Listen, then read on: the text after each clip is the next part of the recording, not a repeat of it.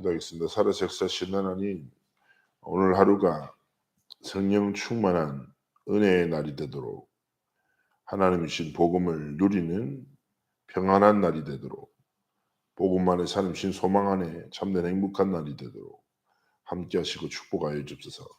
우리 모든 성도들 한 사람 한 사람에게 약속하신 성령의 충만함을 허락하여 주옵소서. 감사드리며 살아계신 주 예수 그리스도의 이름으로 기도합니다. 아멘. 오늘 하나님 말씀은 고린도전서 2장 10절에서 14절입니다. 함께 하나님 말씀 합독하시겠습니다. 오직 하나님의 성령으로 이것을 우리에게 보이셨으니 성령은 곧 하나님의 기쁜 것 가지고 통달하시니까 사람의 일이 속에 있는 영 외에 누가 알리요. 이와 같이 하나님의 일도 하나님의 영에는 아무도 알지 못하느니라. 우리가 세상의 영을 받지 아니하고 오직 하나님으로부터 온 영을 받았습니다. 이로 하여금 하나님께서 우리에게 은혜로 주신 것들을 알게 하려 하십니다. 우리가 이것을 말하거니와 사람의 지혜가 가르친 말로 아니하고 오직 성령께서 가르치신 것으로 하니 성령적인 일은 영적인 것으로 분별합니다. 육에 속한 사람은 하나님의 성령의 일들을 받지 아니하니 이는 그것들이 그에게는 어리석게 보이며 또 그것들을 알 수 없나니 그러한 일은 영적으로 분별되기 때문입니다. 아멘. 오늘은 흑암 속에 있지 말라라는 제목으로 함께 말씀을 하고 기도 좀 붙잡기 원합니다. 책 중에 인생 수업이라는 책이 있어요. 그 책의 내용이 호스피스, 즉 호스피스가 누굽니까? 죽음 앞에 있는 사람을 좀 함께하면서 좀 이렇게 지켜주는 사람이죠. 이 세계에서 좀 호스피스를 제대로 하시는 분이 다양한 상황과 연령대에 있는 죽음을 앞둔 사람들과 인터뷰하는 겁니다. 되게 나이가 들어서 병원으로 돌아가신 분도 있지만 또 어린 나이에 또 되게 슬픈 거 있잖아요. 그러니까 젊은 엄마인데 아이가 어려. 근데 이제 병으로 인해서 어쩔 수 없이 죽음을 받아들여야 돼요. 이런저런 다양한 상황들. 그러면서 이제 그 책의 내용은 그런 거죠. 죽음을 앞두면 지금 내가 중요하다고 생각하는 게 중요한 게 아니야. 훨씬 더 중요한 게 있어. 그러면서 좀 와닿았던 말 중에 하나가 그거였던 것 같아요.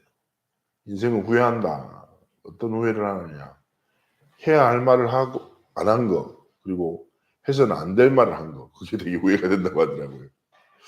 되게 행동도 마찬가지예요. 해야 할 일을 안 하고 하면 안 되는 일을 하는 거. 이렇게 후회한다.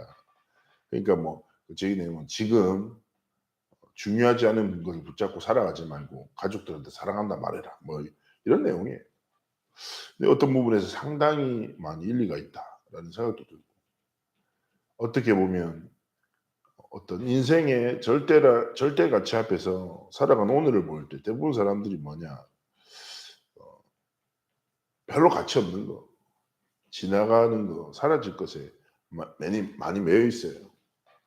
그중에 가장 대표적인 게 과거거든요. 과거에 매인단 말은 과거에 성공에 매여 있기도 하고 혹은 실패나 상처에 묶여 있기도 합니다. 내가 옛날에 잘했지. 내가 신앙생활도 옛날에 잘했지. 옛날에 내가 잘 살았지. 혹은 이런 거 있죠. 그리고 혹은 자신의 과거의 실패나 실수.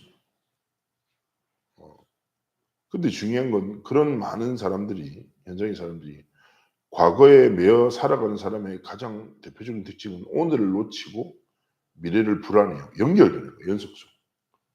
왜 그럴까요? 인생의 근본을 무엇으로 보고 이해하는 것에 따라서 모든 게 달라지거든요. 근데 많은 사람들이 흑암 속에 있어요. 흑암 속에 있단 말은 어두우니까 올바르게 보지 못하고 판단하지 못하고 이해하지 못하는 거예요. 근데 우리는 흑암 속에 있을 신분이 아니라 빛의 자녀로 부름받았단 말이에요. 그래서 더 이상 내가 사단의 거짓말에 속아서 되겠습니까? 사단이 준 게 있다고요. 그게 뭐라고요? 제가 말씀드렸죠. 사단은 과거를 모든 것을 완전히 잘못 이해하도록 속이는데 결국 창세기 3장, 6장, 11장이라는 거짓말을 통해 나라는 존재, 나의 상처 혹은 나의 강함 혹은 나의 약함, 나의 환경 여러 가지 것들에 딱 묶여서 뭐예요? 물질 중심으로 살아가도록. 물질이 많아서 그거 믿고 없어서 그거에 매여서 살아가도록. 성공이란 뭐 뭡니까? 사람과의 관계예요. 이게. 사람들한테 인정받는 거, 인정받지 못하는 거 여기에 묶여서 계속 살아가도록 속여요. 그래서 과거, 현재, 미래를 놓치는 사람들의 특징이 뭐라고요? 사단이 준 것으로 과거를 이해하고 오늘을 믿고 미래를 꿈꿔요.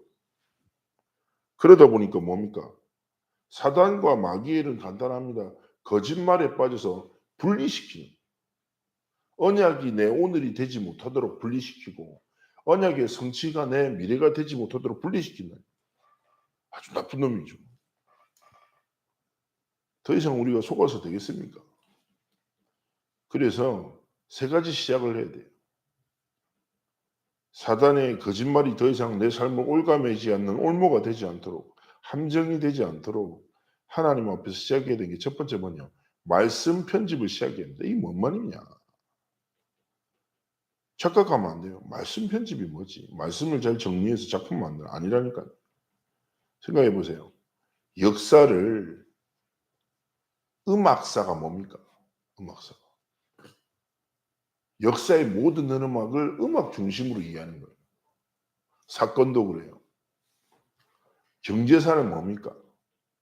경제 득 돈의 흐름으로 모든 역사를 이해하는 거예요. 정리하는 거예요.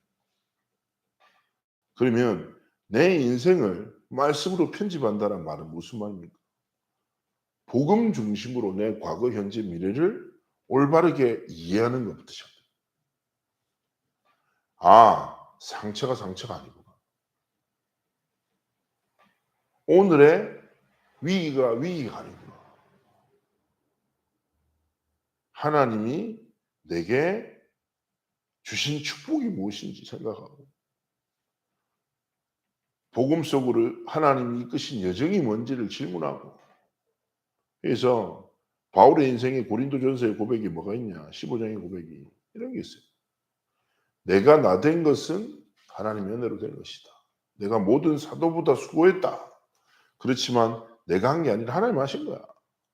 자, 바울의 인생 여정을 보십시오. 전도자로 많은 일생을 살았지만 핍복자로서 어마어마한 여정을 걸어요. 그죠? 그렇지만 바울은 알고 있습니다. 그러면 생각할 때 전도자의 여정은 축복이고 핍박자의 여정은 저주입니까? 상처입니까?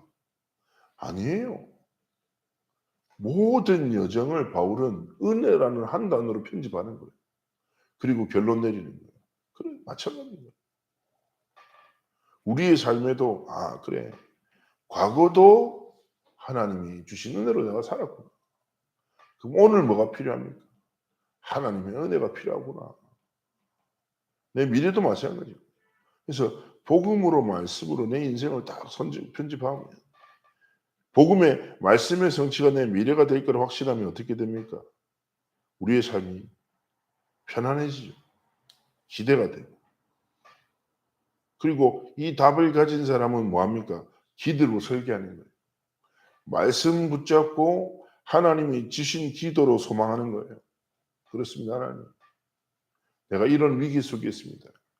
저는 이런 한계 속에 있습니다. 제 과거가 제 삶을 올가매합니다. 그런 하나님, 나는 기도로 내 삶을 그려나갑니다. 하나님의 말씀의 성취가 내 미래가 될 것임을 나는 확신합니다. 하나님이 주신 복음의 말씀이 내 마음의 생각의 흐름이 될 것이라고 나는 확신합니다. 237 치유 서밋이라는 절대 언약이 우리가 교회가 걸어갈 길이고 난 그 길의 중심에서 하나님께 영광 돌릴 것이라고 확신합니다. 하나님 나는 전도와 선교와 렘넌트 운동에 하나님이 마음껏 쓰실 가장 아름다운 도구임을 확신합니다.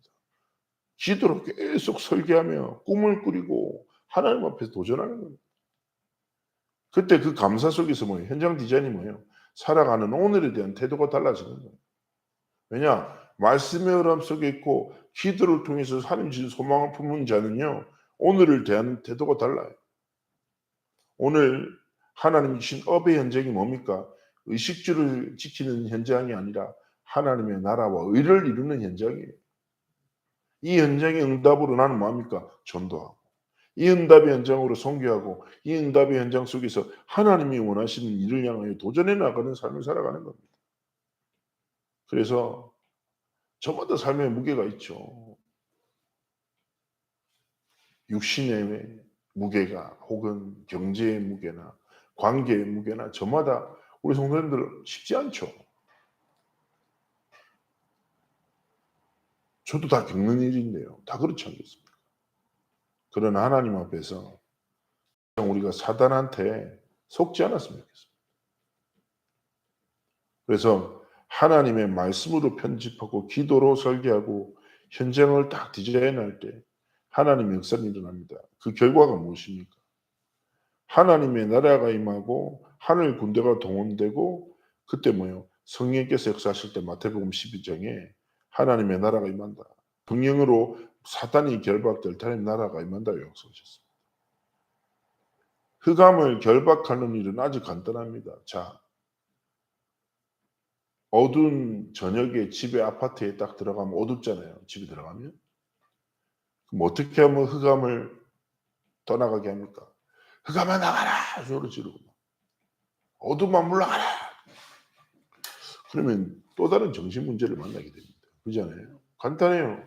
버튼을 딱 누르면 그러면 빛이 임하면 흑암은 사라집니다. 그 빛이 무엇입니까? 내 안에 계신 예수 그리스도.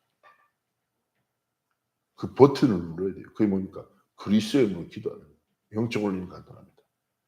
마음과 생각이 사단이 막 사로잡습니까? 과거에 묶이게 만듭니까? 오늘의 관계 속에서 불안함을 줍니까?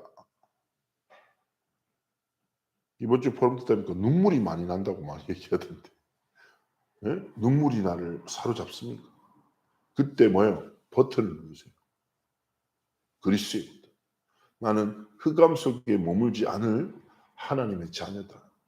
내 안에 모든 흑암을 완전히 무너뜨릴 빛 대신 그리스도께서 주인 되신다.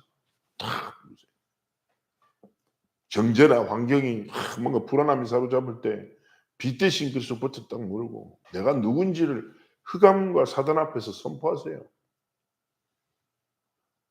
경제가 나를 짓누릅니까? 하나님 앞에 고백하세요. 하나님 나는 237 나라 살릴 하나님이 원하시는 진짜 전도와 선교와 렘넌트와 할 하나님 앞에 헌신할 하나님의 중직자입니다. 축복하옵소서.